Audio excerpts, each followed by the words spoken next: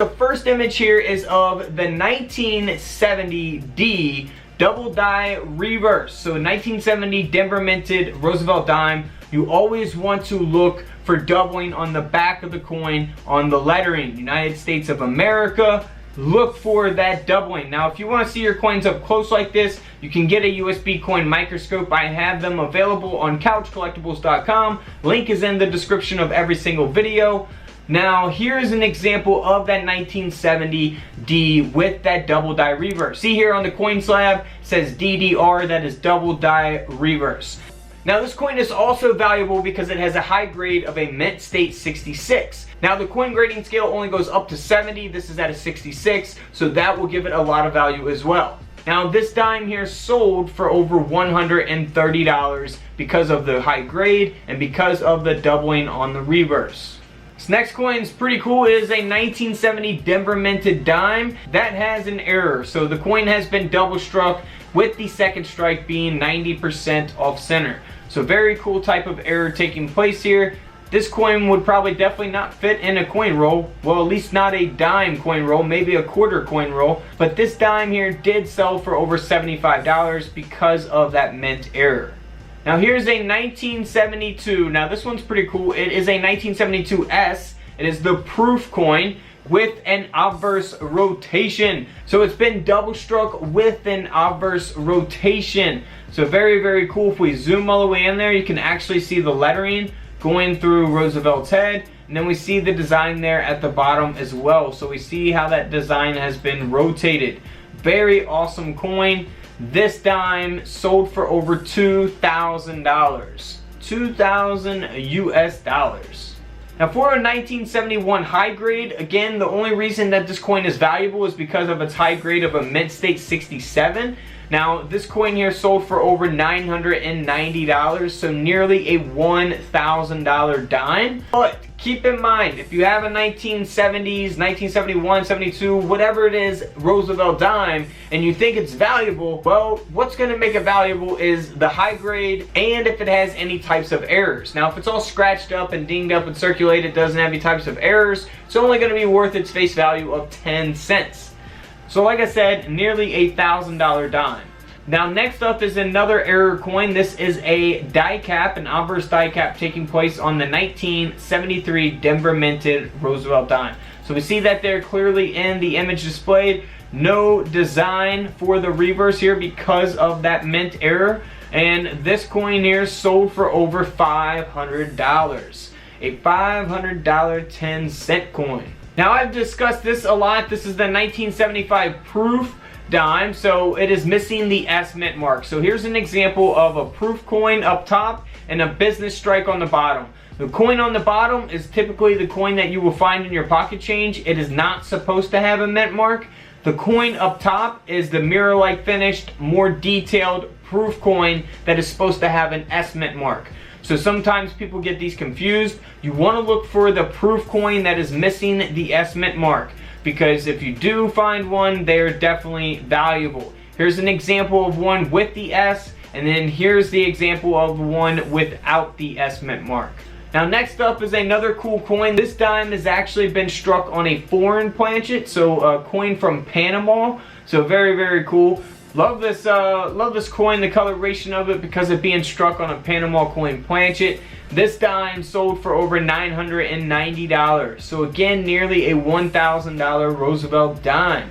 Now for the 1977 no mint mark, now again this one here is solely valuable because it has the high grade of a mint state 67. That's what gives it all of its value. This dime sold for a little over $50. So not bad, a dime and 50 bucks, I'll take it. Now next up is a 1978 Roosevelt dime that was struck on a 1978 Dominican Republic 10-cent coin. So here's an example of what the coin looks like that the dime, the Roosevelt dime, was actually struck on. You see that from the Dominican Republic. So about the same size coin here. Now this error coin here, you can actually see the design on Roosevelt's head there. So that is very cool. You see the shield from the reverse of the Dominican Republic coin. So very cool. And this error coin here sold for over $4,000. $4,000 US. Now check out these other dimes that are worth money that you should always be on the lookout for. First up is a 1964 Roosevelt Dime.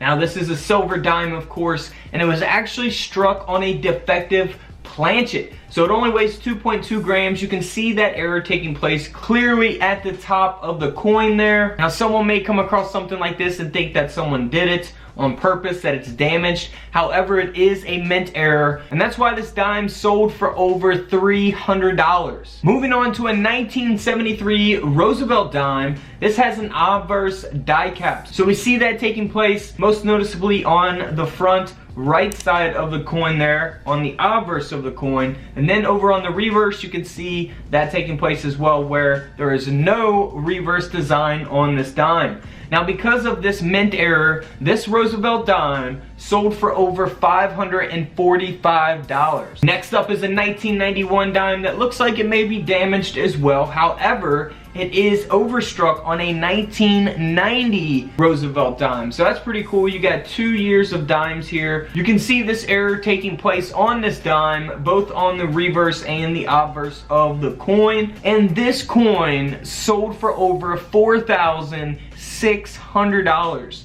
$4,600 for this dime. Next up is one of my favorite Mercury Dime error coins out there. It's the 1942 Mercury Dime, where the 2 is overlapping a 1. So it's like a 1941 underneath it and a 1942 where the 2 is overlapping the 1. You can see that on the date there, and that's why this Mercury Dime sold for over $380. Next up is a really interesting type of error. This is called a mirror blockage. This is actually on a 2012 Roosevelt dime. And you can see that error taking place in the images displayed. You can see Roosevelt's head is backwards there, hence mirror blockage there. And then you see that error taking place on the reverse as well.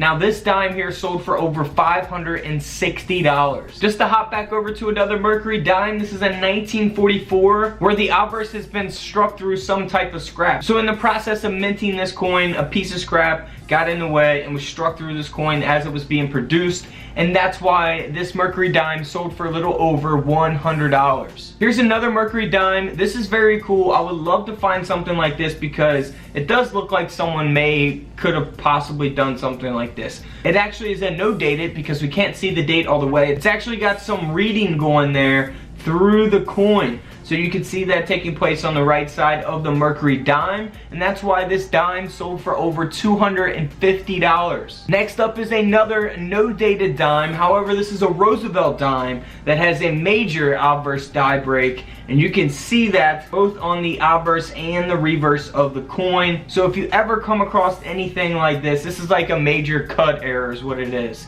So a die break is a cud pretty much, and this has got like the whole half of the coin as a cud. So very cool. Would love to find something like this. I have found cuds in the past, not as major as this one. This one is really extreme and really awesome. This dime sold for over $920. Alright, so first up is not the lowest mintage dime. It is a 1946 S San Francisco minted Roosevelt dime. Like I said, not the lowest mintage, 27 million of these coins produced. If we look at this image here, here's an example of a 1946 S. The mint mark is going to be on the reverse at the bottom left of the torch there on the back of the coin. Now, this 1946 dime only sold for $8. So it's not extremely valuable, but it is, you know, semi-low mintage in a way. But let's move on to some more lower mintage coins. Alright, so next up is the 1949 D Denver minted dime.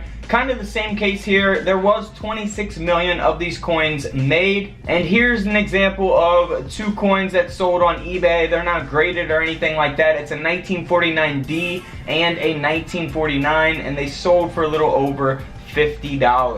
Now they are in pretty decent condition, so not too bad of condition there. $50 for those two coins. Next up is the 1949 S. Now we're getting lower mintage here. They only produced 13.5 million of these coins, so if you come across a 1949 S, definitely want to hold on to it. That way you can add it to your coin collection. Next up is the 1950 S. Now they produced over 20 million of these coins. Now keep in mind, they do produce billions of these coins now, you know, nowadays. So this silver dime here isn't crazy expensive. Here's an example of a 1950 S that sold for a little over $20. Moving right along to a 1954 S San Francisco minted dime. They produced over 22 million of these coins. If we look at the 1955 D, they only produced 13.9 million of these coins. So a lot lower mintage there for the 1955 D. If we even move on to the 1955 Philadelphia minted dime, which for some reason I have the S dime on here on this image, so sorry about the wrong image there. They only produced 12.4 million of these coins. Now you guys can go to Google and just type in Roosevelt Dime mintages and see what they made of each date of each mint mark. Now here's the 1955 S Roosevelt Dime. Of course these dimes 1964 and before for the dimes are all 90% silver. Now this 1955 S, they produced over 18 million of these coins. Now here's a dime you really want to look out for. I've actually found one of these in circulation. This is a 1996 W minted dime, which means that it was produced at the West Point Mint.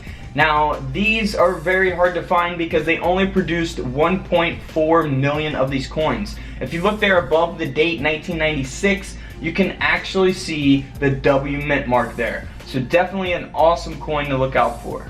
Here's just an example of that 1996 dime that sold for over $15. So nothing crazy, but definitely an awesome coin to add to your coin collection. Next up is the 2009 Roosevelt Dime. Now these are not silver, and the reason why everyone wants to hold on to the 2009 coins, even though that they produced 96 million of the Philadelphia Mint and 49 million of the Denver Mint, is because when the government had their shutdown and stuff, they stopped producing coins for a little bit, so they produced a lot lower mintages for 2009 in comparison to other years in the 2000s. So that's why you want to hold on to the 2009s. If they're not in that great a condition, I personally wouldn't keep them, but if you come across some nice looking ones, I definitely will hold on to them. Alright guys, don't forget to subscribe in the middle, check out the videos to the left of me, and until tomorrow, we'll see you all in the comment section below. This is Couch Collectibles, and this is where I disappear.